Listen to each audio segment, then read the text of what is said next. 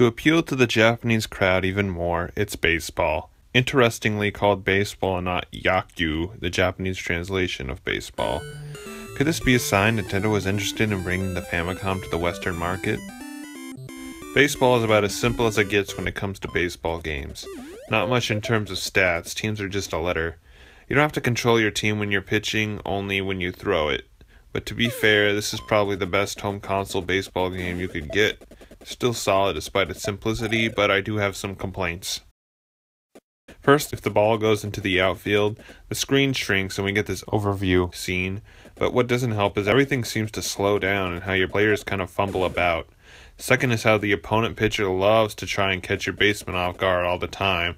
They can spend up to 3 times just throwing it to first base. And third, this is kind of a minor complaint, but when you're a pitcher, you kind of shake your head a bit before you actually pitch the ball.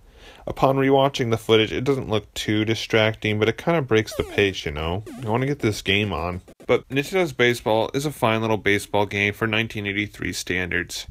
Compared to pretty much every other baseball game on the NES, this is probably the worst title unless I find out otherwise. But for being the most popular sport in Japan, this was the only baseball game on the NES until 1986, so I guess the Japanese public was okay with Nintendo's Baseball for at least a little while.